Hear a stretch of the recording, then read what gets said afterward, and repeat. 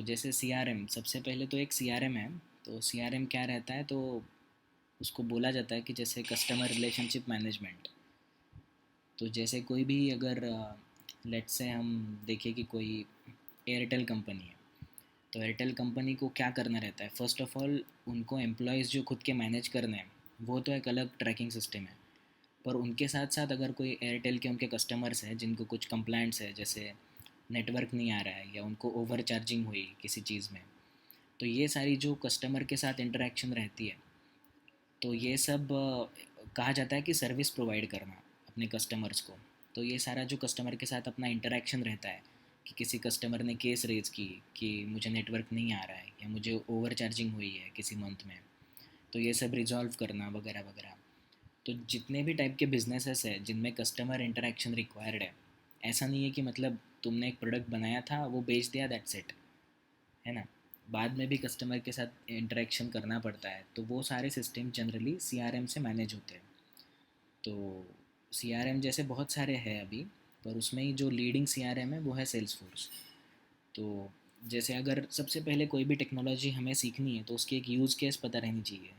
Use case मतलब किस किस बिज़नेस में ये यूज़ होगा बेसिकली।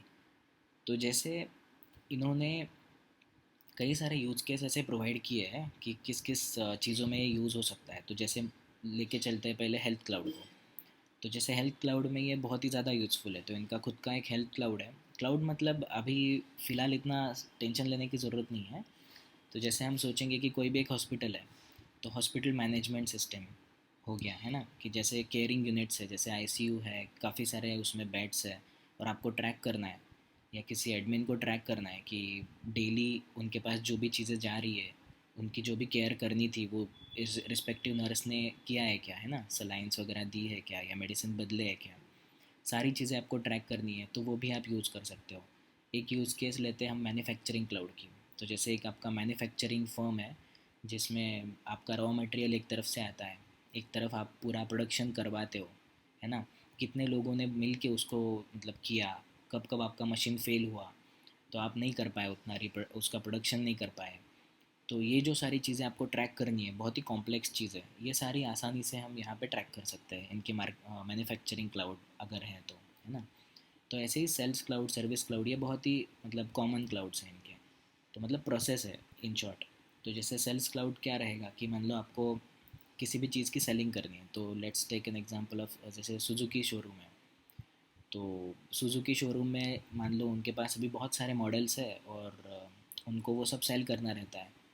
तो उनके पास कोई भी कस्टमर पहले आया, पहले तो वो उनका कस्टमर नहीं, पहले तो वो प्रोस्पेक्ट रहेगा, कि जैसे कोई भी इंक्वायरी करने के लिए आया कि देखो भाई ये मेरे को स्कूटी चाहिए सुजुकी की और कितने में मिलेगी। तो ये है उनके लिए एक प्रोस्पेक्ट।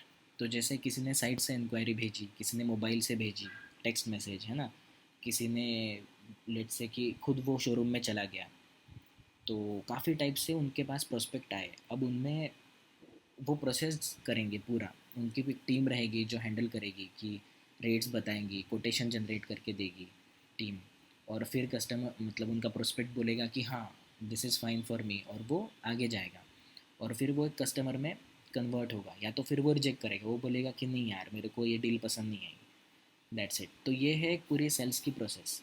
सेल्स प्रोसेस के बाद जनरली आती है सर्विस प्रोसेस। तो सर्विस प्रोसेस क्या रहती है कि जैसे आपका वो कस्टमर बन गया, अभी उसको गाड़ी चलाने में दिक्कत आई, कहीं पे कुछ ख़राब हो गया, गाड़ी का कोई पार्ट, है ना, कुछ डैमेज हो गया, तो उस टाइम पे उसे क्या चाहिए कि सर्विस चाहिए। तो वो वापस से जाके कंप्लेंट करेगा रजिस्टर। तो वो जो भी अपन कंप्लेंट रजिस्टर करते हैं, तो यहाँ पे स्टैंडर्ड उसको केस बताया जाता है कि जैसे केस रजिस्टर कर रहे हो आप। तो एक केस रजिस्टर होती है, रिस्पेक्टिव टीम उसको देखती है, उसको सॉल्व करती है। तो ये पूरी सर्विस प्रोसेस हो गई। आफ्टर सेलिंग जो भी आपकी प्रोसेस है वो सर्विस प्रोसेस।